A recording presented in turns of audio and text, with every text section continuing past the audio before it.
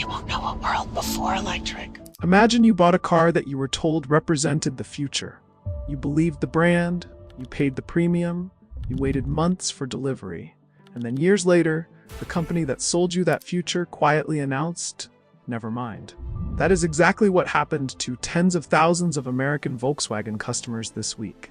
On April 9th, 2026, Volkswagen confirmed it will no longer produce the all-electric ID.4 at its U.S. factory in Chattanooga, shifting resources instead toward gas-powered vehicles like the upcoming Atlas SUV. American customers can buy whatever inventory is left until it runs out, likely sometime in 2027. After that, gone. Volkswagen is cutting its output and temporarily shutting down 2 German EV plants due to weak demand. Volkswagen is recalling nearly 100,000 of its ID.4 electric crossover SUVs because of a newly discovered safety risk. The recall includes 2021 to 2024 models. But here's what makes this sting so much more than a routine business decision. This isn't the first time Volkswagen has looked its most loyal customers in the eye and walked away. This is a pattern, and it stretches back further than most people realize. This is the story of how Volkswagen destroyed 88 years of trust in one decade. For most of the 20th century, Volkswagen meant something. It was quirky, honest. The people's car, that's literally what the name means. The Beetle didn't just sell. It became a cultural symbol of simplicity and trust in a world that was getting increasingly complicated. Families handed VW keys down through generations. Mechanics swore by them. First-time car buyers chose them because they were told, "This brand won't let you down." By 2019, Volkswagen Group was the second largest automaker on Earth, selling over 9 million vehicles a year. Then came the pivot that was supposed to secure its future for another century. In 2021, CEO Herbert Diess stood before investors and declared that Volkswagen would become the world's leading electric vehicle company. Because electrification is by far the most efficient way to drive down our fleet targets, which we have in Europe, which are very demanding, so we have to reduce 25 grams in only 2 years' time. The group pledged €89 billion toward EV development through 2030. It was bold, cinematic, and exactly what the moment seemed to demand. Shareholders cheered. The press called it visionary.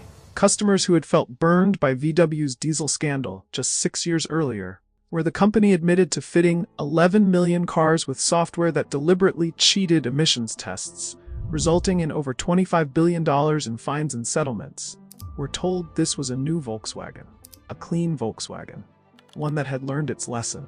They hadn't. What followed was one of the most expensive, most preventable corporate unravelings in automotive history, and the people who paid for it most weren't the executives. They were the customers who believed them. To make its electric dream real, Volkswagen needed one thing above everything else: software that actually worked. So in 2020, the company created Cariad, an internal tech division tasked with building a single unified operating system for every vehicle across the entire VW group. One platform, dozens of models, from the base model Polo to the Porsche Taycan. The ambition was staggering, so was the failure. According to Germany's Handelsblatt, Cariad consumed a total of 14 billion euros, roughly $16 billion, from its founding in 2020 through recent years. Between 2022 and 2024 alone, it racked up over $7.5 billion in operating losses, while generating just $3.5 billion in revenue. Billions spent, almost nothing was delivered. And the people who felt that failure first weren't analysts watching spreadsheets. They were everyday drivers sitting in brand new cars that simply didn't work. The ID.3, VW's flagship EV, had to be delayed 6 months because the software wasn't ready. When it finally shipped, it was missing features VW had promised, with the company vowing to deliver them via updates that, for many owners, never came. The ID.4, launched with considerable fanfare in the US, was no better. Owners reported being riddled with software glitches, returning to dealerships repeatedly for reflashes and module replacements, with one owner noting the infotainment behaved completely differently from one car to the next. People who paid $50,000 for a cutting-edge electric vehicle were being told to bring it back to the shop, again and again. Then the recalls started. Volkswagen recalled over 80,000 ID.4s from the 2021 to 2023 model years because interior screens could go dark without warning. taking the rear-view camera and speedometer with them. Separate campaigns covered tens of thousands more for high-voltage battery fire risks, with owners explicitly advised not to charge overnight indoors, limit charge to 80%, and avoid DC fast chargers until repairs were complete. Read that again. Customers who bought an electric car, specifically because they wanted to charge it at home overnight, were being told by the manufacturer not to do that. By late 2024, Consumer Reports had seen enough. It rated Volkswagen the least reliable brand in its survey, and the ID.4 the single least reliable vehicle on the market, citing battery, drive system, brake, and charging failures. But if you think ID.4 buyers had it bad, consider what happened to Porsche customers, who paid 2, 3, sometimes 4 times as much for what was marketed as the pinnacle of VW Group's electric vision. The electric Porsche Macan was launched 2 full years late, a direct casualty of Cariad's software delays. Customers who had reserved it, waited for it, built their lives around it, were strung along with silence and vague promises. And when the car finally arrived, demand for it had already cooled in a market that had moved on. Porsche's full-year 2025 operating profit collapsed 98%, from 5.3 billion euros down to just 90 million, after the company booked 4.7 billion in write-downs tied to its abandoned EV roadmap. The Taycan, once supposed to own the luxury EV segment, sold just 16,339 units in 2025, down from a peak of 41,296 in 2021. Porsche had also pushed customers into buying EVs first if they wanted access to high-demand models like the GT3. When those reluctant buyers flooded the used market to offload unwanted electric cars, resale values crashed, punishing the very customers who had played by the rules and trusted the brand. The final indignity? After billions burned and nothing delivered, Volkswagen did what it should perhaps have done from the start. It bought what it couldn't build, investing $5.8 billion in American EV startup Rivian to access its software architecture. The company that promised customers it was the future of electric driving had to go shopping for someone else's future.